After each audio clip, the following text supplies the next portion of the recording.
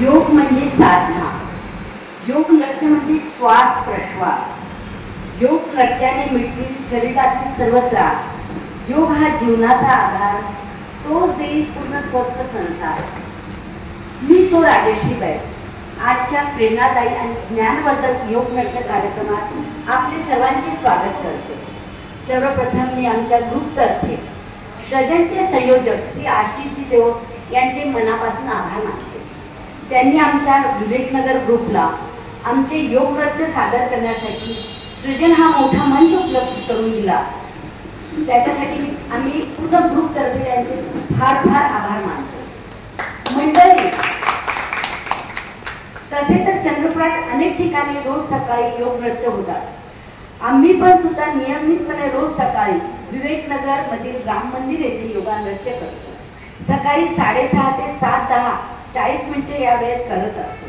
पण या योग नृत्याला व्यायामशास्त्र, नृत्यशास्त्र आणि लॉजिकची सांगड घालून आम्ही हे योग नृत्य जास्त लाभदायी केले आहे. मंडळी, जीवनात सर्वांनाच आनंद हवा असतो.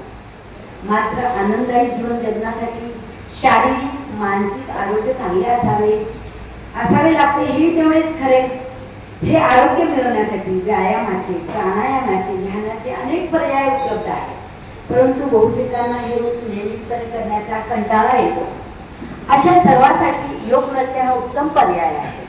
या जुन्या चित्रपटातील सुमधुर गाण्याच्या पार्श्वभूमीवर नृत्यमय शैलीत याचं सादरीकरण केल्या जातं.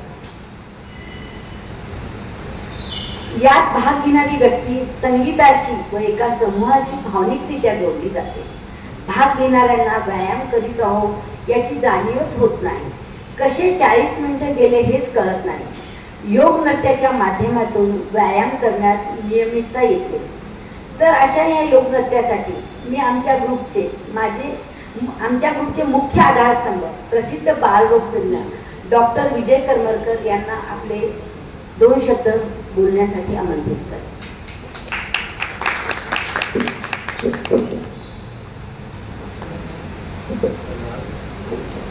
सुस्वागतम.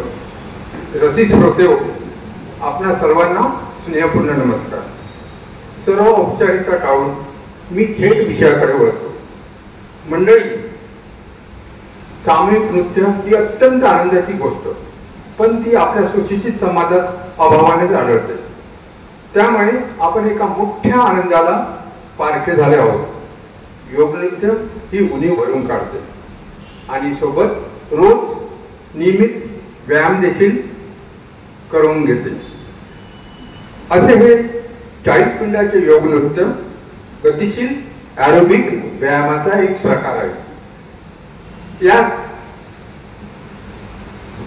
यात सोयीच्या दृष्टीने आम्ही 8 टप्पे केले आहेत. या 8 टप्प्यात 80 प्रकारच्या विविध ॲक्शन किंवा मुवमेंट आहेत. त्यातील प्रत्येक कृती एकतर 5व्या किंवा 10व्या केल्या जाते. कारण यामुळे काय होते की यात भाग घेणारा व्यक्ती गोंधळून जात नाही. त्याला नक्की माहीत असते की पुढची स्टेप कधी येणार आहे. त्यामुळे हे करायला खूप सोपे जाते.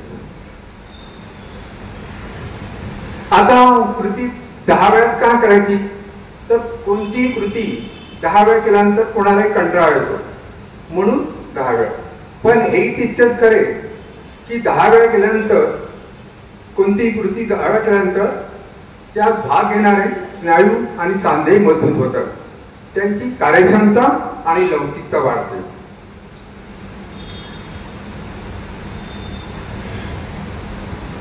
यात संगीत देखील पटापट बदलते.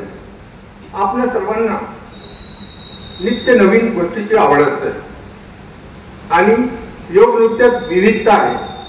आणि या कसोटीवर विविधता आणि सतत बदल या दोन्ही गोष्टीला योग नृत्य पूर्णपणे न्याय देते. मित्रहो, या योग नृत्याचे नृत्य आरेखन एका विशिष्ट लॉजिकल सिस्टीमवर आधारित आहे. व्यायामशास्त्राप्रमाणे शरीर वेगवेगळ्या दिशेने किंवा प्रकारे ताणले गेले पाहिजे. ते आहेत वरती, समोर, खाली, तिरपे, वर्तुळाकार, ट्विस्टिंग आणि सर्वात शेवटी पाठीमागे.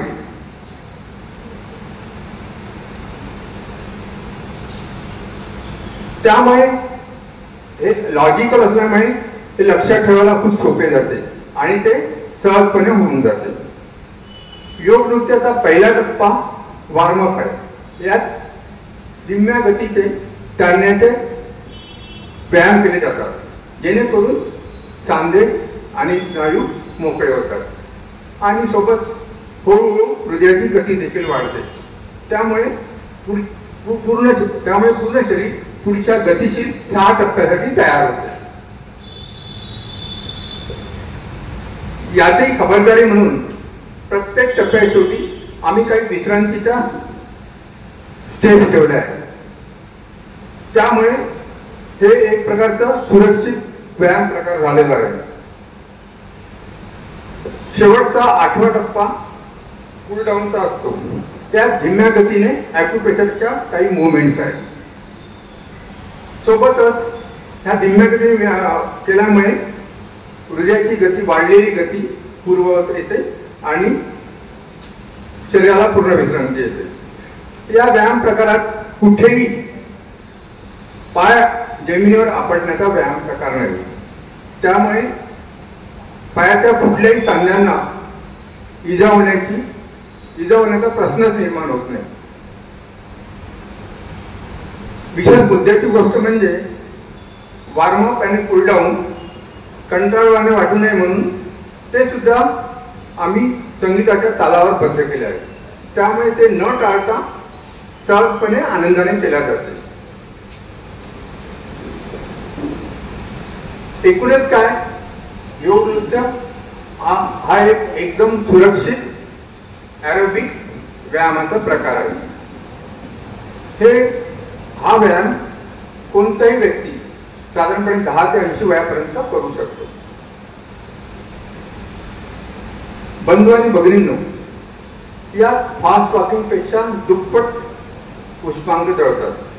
त्यामुळे याचे लाभ देखील जास्त आहे. हा फक्त व्यायामच नाही, तर यात बालपणातील खेळाची गंमत आहे.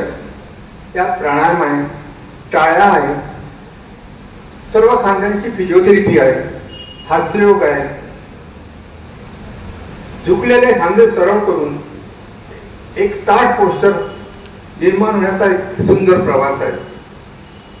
एक ग्रेसफुल नृत्य करण्याचा नाद आहे, एक सत्संग आहे, एक आध्यात्मिक समर्पण आहे, सहजपणे होणारे क्रिएटिव्ह मेडिटेशन आहे. हे सृजनशीलता वाढविणारे आणि स्वतःला व्यक्त करणारे एक ऊर्जा केंद्र आहे. हे नेतृत्व विकसित करून ट्रेनर बनवणारे एक वर्कशॉप आहे.